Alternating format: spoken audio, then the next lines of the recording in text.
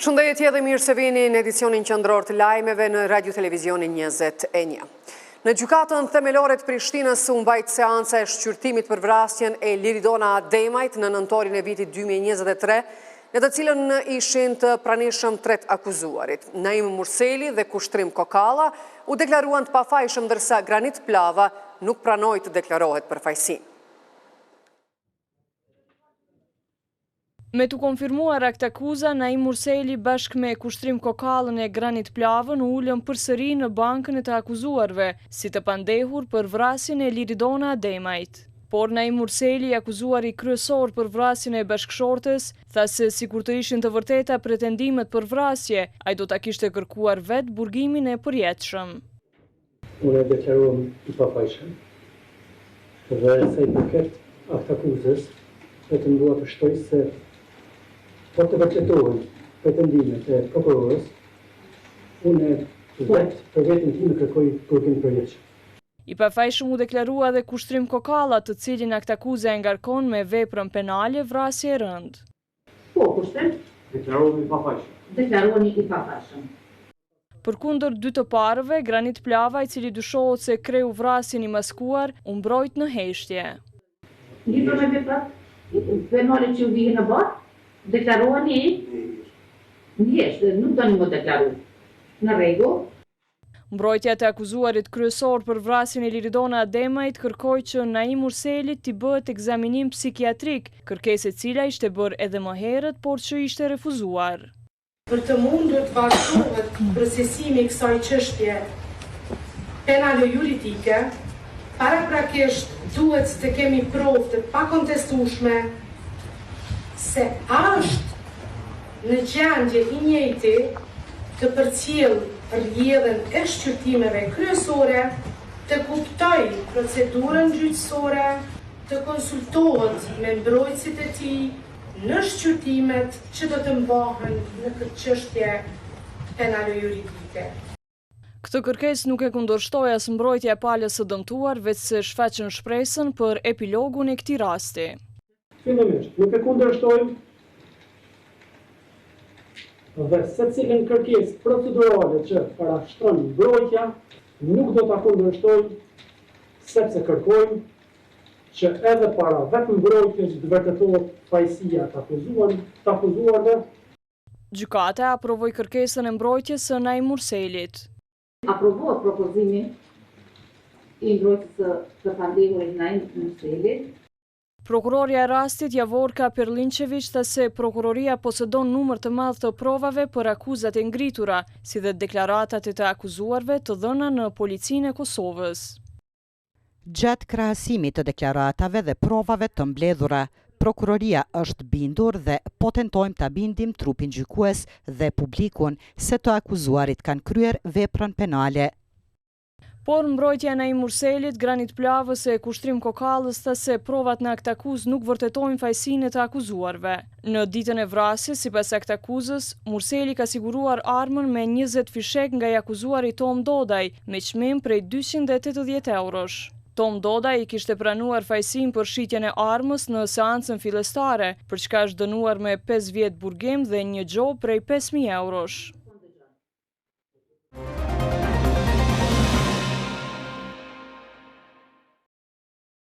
Zyra e presidentes Vjosa Osmani pas takimit të saj me krerët e subjekteve politike njoftoi se ajo dëgjoi qëndrimet dhe propozimet e partive dhe në ditët në vijim do të caktoj datën e mbajtjes së zgjedhjeve lokale në përputhje me përgjegjësitë kushtetuese dhe ligjet në fuqi.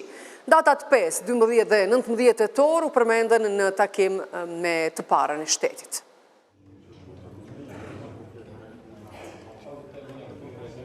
Ashtu siç ishte parapar, partitë politike qysh në orën 14 u mblodhen në një nga sallat e kuvendit për konsultime me presidenten Osmani rreth datës së zgjedhjeve lokale. Ndryshe nga partitë e tjera, lëvizjen vetëvendosje nuk e përfaqësoi kryetari i saj Albin Kurti, por antarja e kësaj partie Albulena Haxhiu. Në takim mungoi edhe përfaqësuesi listës serbe. pas takimit u bë ditur se 5, 12 dhe 19 tetori ishin datat e propozuara nga partitë për mbajtjen e zgjedhjeve lokale, por që për datën finale presidentja Osmani do të vendosë në ditët vijuese. Gjatë takimit, presidentja Osmani ka dëgjuar qëndrimet dhe propozimet të subjekteve politike, prandaj në ditët në vijim, konform përgjegjësive kushtetuese dhe ligjeve në fuqi, do ta caktoj datën e mbajtjes së zgjedhjeve lokale. Për lëvizjen vetëvendosje, sa më herët që mbajnë zgjedhjet lokale, aq më mirë. Antarja e kësaj partie, Albulena Haxhiu, bëri të ditur se në takim me presidentën u diskutua edhe mundësia e mbajtjes së zgjedhjeve të jashtëzakonshme parlamentare bashkë me ato lokale, nëse nuk arrihet zgjidhje për bllokadën në kuvend. Nëse zgjedhjet shpallën nesër, është mundësi edhe data 5 tetor, por po ashtu edhe data 12 tetor, apo data 19 tetor. Këto ishin 2 apo 3 data që u përmendën më së shumti. Në fakt, shumica e përfaqësuesve apo kryetarëve të partive politike ishin për 12 apo 19, ndonse qëndrimin e paraqesin ata vetë, por sa i përket lëvizjes vetëvendosje, qëndrimi ishte që sa më herët që shpallen aq më mirë, duke pasur parasysh që mund të kemi edhe ballotazh. Ishte një ide që të vazhdojmë që të shpallen zgjedhje të dyja, edhe ato të jashtëzakonshme, edhe bashkë me ato lokale. Si është qëndrimi jonë është për. Kryetari i PDK-s Memli Krasniqi ndërkashtas se për partinë e tij të gjitha datat e propozuara janë të pranueshme, derisa shtoi se është e pamundur që 2 palë zgjedhje të mbahen njëkohësisht. Ai nuk la pa thumbuar kurtin për mos pjesëmarrjen e tij në takim. 2 datat që i kam propozuar si preferencë, pa i përjashtu tjerat janë data 19 tetor apo 12 tetor. Unë nuk e shoh të mundshme që zgjedhjet mbahen në të njëjtën datë, sepse afatet kushtetuese janë kokëfurta, ne s'mundemi me adaptu e as me interpretu kushtetutën jashtë afateve. Po, a mundemi me moj zgjedhjet më hershme, para zgjedhjeve lokale, në kuptimin teorik e mundshme është. Mendoj që një takim kaq i rëndësishëm që mbahet në 4 vjet, do duhet të ishte prioritet, siç është prioritet për neve, por në këtë rast duket se bojkotimin në takimin e presidentes e bën vetëm Albin Kurti dhe Zlatan Elek. Unë nuk po pretendoj që ata e kanë bën marrëveshje, por vërtet lënë të një shije të keq që kjo mungesë. Përfaqësuesit e partive të tjera nuk u prononcuan për media, por kryetari i AAK-s Ramush Haradinaj përmes një postimi në Facebook tha se për partinë e tij data më e përshtatshme për zgjedhje lokale është 12 tetori. Kjo datë është plotësisht në përputhje me afatet ligjore. Shpresoj që presidentja ta shfrytëzojë të drejtën e saj kushtetuese dhe të përfillë këtë propozim. Zgjedhjet e fundit lokale në Kosovë janë mbajtur në vitin 2021. Vetëvendosje dhe ish opozita kanë shkëmbyer sërish akuzat ndërsjella për bllokimin e kuvendit pas dështimit 26 me radhë për konstituimin e institucioneve. Për shkak të festës së Kurban Bajramit, seanca konstituive do të mbahet të ejnëten. Gjuhë të përbashkët për konstituim të kuvendit nuk gjetën as në përpjekjen e 26, por pajtueshmëria për ndryshim të orarit të seancës, deputetëve nuk ju mungoi. Për shkak të festës së Kurban Bajramit, përpjekja e radhës për konstituim u caktua për nesër, e jo pas 2 ditësh siç rëndom ka ndodhur. Komisioni për votim të fshet as sot nuk mori votat e PDK-s, LDK-s, AK-s Nismas e të listës serbe. Votën për kanë dhënë 53 deputet, kundër ka qenë 1, abstenim nuk ka, nuk kemi quorum. Ndërpritet seanca, takohemi më 5 qershor në orën 11. Edhe për dështimin e sotëm të konstituimit të kuvendit, partitë fajsuan njëra tjetrën. Përfaqësues të lëvizjes vetëvendosje thanë se në Kosovë nuk ka krizë institucionale, por ka absurditet të bllokimit të kuvendit nga partitë e tjera. Pogën e mojt e kanë morë pa e çudorën asnjëherë. Pra nëse thojnë ata jemi të ordë këtë, ata po vinë në kuvend, refuzojnë me marrë pjesë, edhe po besoj që cili është funksioni një deputetit që vjen këtu e refuzon me marrë pjesë në votim. Tjetra, Kosova nuk ka krizë, ka absurditet të bllokimit të kuvendit të Republikës Kosovës. Vështë javë kujtoj, qytetarët e dinë që kuvendi ka pas blokada në të kaluarën, po ka pas një kaos mbrapa. Ne kemi bloku duke po me ndollë gjykatën speciale, duke këshur me ndollë Zajednicën. Këta kanë bloku për Albulenën. Por si pas përfaqësuesve të PDK-s, Kosova po përballet me lloj-lloj krizash për shkak të blokades së krijuar nga lëvizja vetëvendosje. Sot dështuam sërish të konstituojmë institucionet, vendi është në krizë, ekonomia është në krizë, është momenti të mendojmë për qytetarin më shumë se për vetën. Sot pat përpjekje dhe fatkeqësisht u kurdis seanca për të akomoduar nevojat e deputetëve e nuk po arrim që të bëjmë marrëveshje për të mirën e qytetarit, për keqardhje. Edhe deputetë e AAK-s ju kundërpërgjigjen akuzave të lëvizjes vetëvendosje, duke thënë se nuk mund të votojnë për shkelje kushtetuese. Nuk e di për çfarë kauzash po flet deputeti, po flet për Zajednicën, të cilën këta e kanë pranuar, që është nënshkruar, e kanë pranuar publikisht dhe dihet, kanë bërë koncesione me tokat e manastirit të Deçanit që po deklarojnë gjithë për interesat e partive, ndërsa këto prolla unë nuk e besoj që i besoni as ju, po as qytetarët. Kalimi i votimit, prej votimit të hapur në votim të mbyllur është antikushtetues. Ndërkaq kryetari i nisme socialdemokrate Fatmir Limaj, i cili pas seancës ishte i afërt me deputetin e EVV-s Agim Batiri, tha se Kosova shumë shpejt do t'i ketë institucionet e reja. Jemi volë për me mund me binë për Mitrovic. Jo, të bisedohem për një kurban të në me prej. Një kurban të në me prej nuk në pozita marë, më lutë për ta, për kuvendë. Ta shësa ku janë zhvillimet e njëta, s'ka dilem që qytetarët e Republikës Kosovës prej se sa më shpejt ndërtimin e institucioneve, edhe më besoj që nërga dalë po ofrohet koha dhe besoj shumë shpejt Kosova do të ketë institucionet e veta, shpresoj.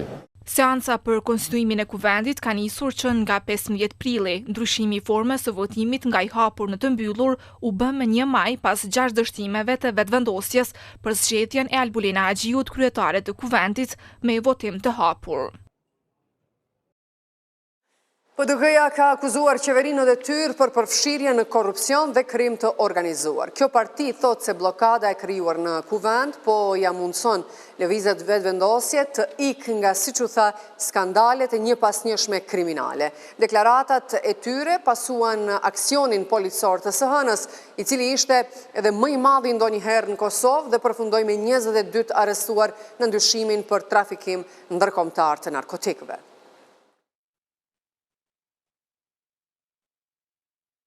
Partia Demokratike e Kosovës ka akuzuar Severin Kurti se është përfshirë në krim të organizuar. Deklaratat e saj pasuan një aksion të prokurorisë speciale dhe policisë të Kosovës. Në fillim javë kur kapën një grup prej 22 persona është dyshuar për trafikim të narkotikëve, përfshirë drejtuesin e grupit dhe 2 afaristë të njohur për drejtësinë. Njëri nga të arrestuarit që dyshohet të jetë udhëheqës i grupit në bazë të publikimeve në rrjetet sociale, dyshohet të ketë qenë i afërt me partinë në pushtet, lëvizjen vetëvendosje.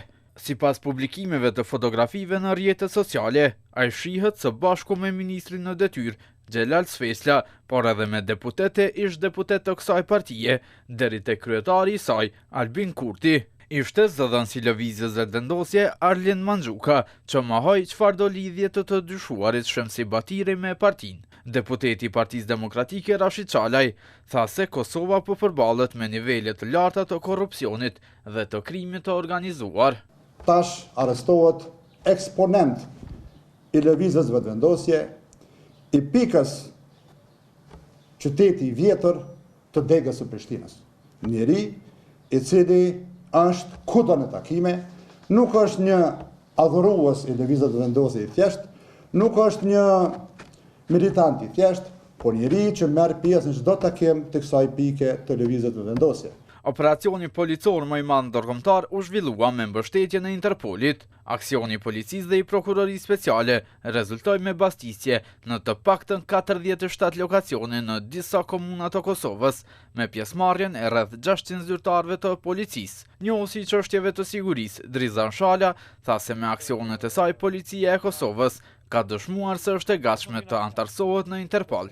Dhe kjo do të jetë një garancë dhe një dritë e zgjelbër për institucionet e Republikës Kosovës, policisë Kosovës që të antarësohet me padyshje në kuadrët e Interpolit dhe Europolit për të garantuar një ndërveprshmëri efikase dhe eficiente në luftimin dhe marrjen e veprime konkrete ndaj krimit të organizuar. Operacioni policor i koduar qilli i thyer kishte përkrahjen edhe të autoriteteve të Belgjikës, Holandës dhe Europolit, por ai u drejtua nga Prokuroria Speciale e Kosovës. Në bazë të njoftimeve thuhet se të dyshuarit veprat e tyre i kryenin përmes aplikacionit Sky SCC, vështirë i xhurmueshëm, por që u thye nga autoritetet ndërkombëtare në vitin 2021. Eksperti i antiterrorizmit Kol Krasniqi e ka vlerësuar rëndësinë e bashkëpunimit mes Interpolit dhe Policisë së Kosovës. Është interesant theksohet se për edhe ky informacion në autoriteteve tona të sigurisë u ka ardhur pikërisht nga Europoli, përkatësisht nga policitë e vendeve të Francës, Belgjikës dhe Holandës, cilat e kishin deshifruar disa komunikime mes personave të caktuara, cilat kishin bënin ekskluzivisht me kontrabandim dhe trafikim me lanë narkotike. Dhe përderisa ato mesazhet e deshifruara kishin bënë në aktivitete të tilla, atë natyrisht agjencitë të tilla ja kishin ofruar policisë tonë. Pavarësisht ndërlidhjeve të njërit prej të dyshuarve me lëvizjen vetëvendosje, njohësit e çështjeve të sigurisë thonë se kriminalët janë të prirur të shfaqen me persona me ndikim dhe se nuk mund të merren si dëshmi relevante fotografitë e shfaqura në rrjetet sociale.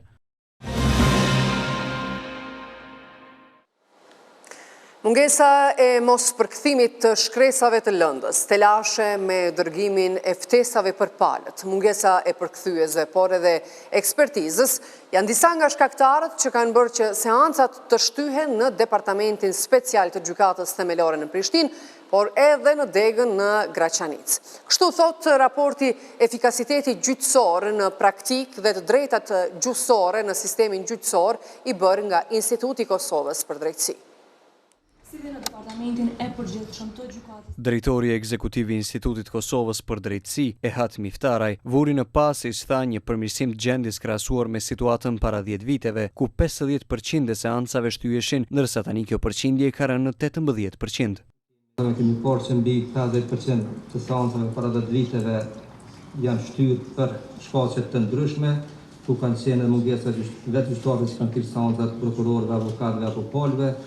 Sot më themi që kjo përqindje ka ra në mënyrë relative prej 13%, që është besoj një indikator shumë i rëndësishëm që tregon që tani më cilëta palët i kushtojnë më shumë rëndësi dhe administrimi i drejtësisë bëhet në mënyrë shumë më efikase. Gjithë probleme që i kemi në gjykatat në shumicë të shqiptare në pjesën tjetër të territorit, edhe në gjykatat themelore në Prishtinë, rastet në gjuhën serbe, po dhe në Graçanic, pothuajse janë të njëjtat probleme. Zëvend shefi misionit UNMIK-ut Milberdon Gjanshin tha se drejta për gjykim në gjuhën amtare është e drejtë themelore për gur themelin për qasjen në drejtësi, theksoi se çështja e përkthimit sidomos në gjuhën serbe kërkon adresim. Drejta për përdorur një gjuhë për pasur gjykim dhe procedurën e gjuhën amtare është drejtë fundamentale gjithatë i botës, sepse është një gur themel i çastjes në drejtësi, posaçërisht për ata që nuk e flasin gjuhën e shumicës, e komunitetit shumicë, ku shancat zhvillohen. Atë është esenciale për të arritur edhe besimin e publikut tek gjyqësori, por edhe tek institucionet tona dhe ndërmjet njerëzve.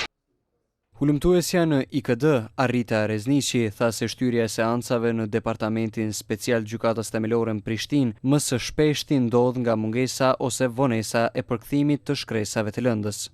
Në kuadër të Departamentit Special në Gjykatën Themelore në Prishtinë, 97 seanca gjyqësore, prej cilave rreth 16.5% të seancave janë shtyr, dhe arsyet kur janë identifikuar në rastin e këtyre seancave tregojnë që mungesa ose vonesa në përkthimin e shkresave të lëndës në kuadër të Departamentit Special ka qenë arsyeja më e shpeshtë e shtyrjes së seancave gjyqësore në këto raste, ndërsa më pak raste, pra diku një rast është shtyr për shkak të mungesës së avokatëve mbrojtës, ndërsa dy raste të tjera për shkak të mungesës së palëve të dëmtuara. Të gjeturat e raportit të Institutit Kosovës për Drejtësi me temën efikasiteti gjyqësor në praktikë dhe të drejtat gjyqësore në sistemin gjyqësor janë bazuar në monitorimin e 226 seancave të mbajtura në departamentin e speciales në gjykatën themelore në Prishtinë me gjykatën themelore të Prishtinës Dega Graçanic për një periudhë mbi 7 mujore. Ka përshëndet promovimin e drejtave dhe livet në eriut.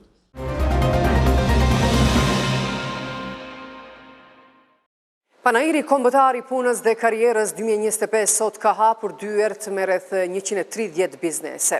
Qytetarë të shumt shprehën interesim për të parë mundësitë që ofrohen për punë nga bizneset. Zëvendos ministri në detyri financave, punës dhe transfereve Agrondo Bruna tha se panairi i punës është një mundësi reale për të rinjt që të punësohen. Ky panair është rezultati një bashkëpunimi të qëndrueshëm ndërmjet institucioneve publike, organizatave partnere ndërkombëtare si dhe sektorit privat. Sot në këtë sallë kemi mbi 130 kompani të vendore ndërkombëtare që kanë zgjedhur të jenë prezent në panairin organizuar sot. Por jo vetëm për të rekrutuar punëtorë të rinj, mirë po njëkohësisht edhe për të gjetur talent për punë të tyre konkrete në tregun e punës të cilin operojnë. Janë mbi 500 vende të lira të punës, dhe prapa çdo vend i pune ofrohet një mundësi e re, reale për ndryshim dhe për një karrierë suksesshme. Prorektoria për zhvillim institucional, cilësi dhe çështje studentore në Universitetin e Prishtinës Hasan Prishtina, Majlinda Gjelaj tha se ky event që po i lidh punëkërkuesit dhe punëdhënësit ka një vlerë të jashtëzakonshme. Ajo tha se ky panair ofron mundësi shumë të mira për studentët.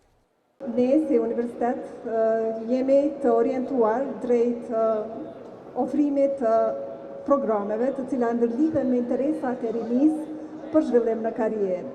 Prandaj do ta shfrytëzojmë rastin që duke pasur këtë rini kaq të interesuar, kaq kreative, kaq të shkallët në aspektin digjital, të jemi në hap me kohën dhe të ofrojmë pikërisht atë çka ajo atyre ju nevojitet.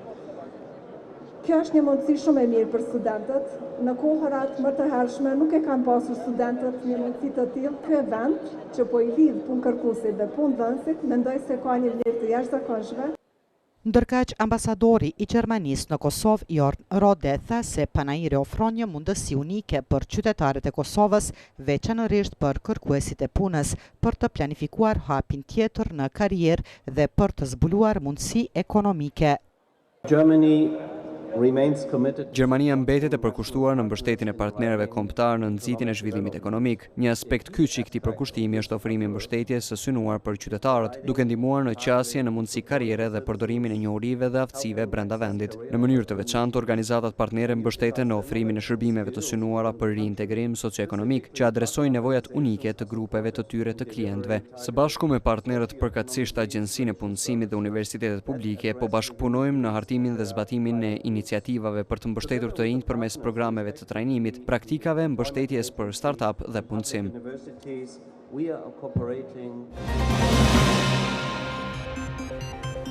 Nderuar shikues, këtu e përfundojmë këtë edicion lajmesh, ju falenderojmë për vëmendje. Mirupafshim.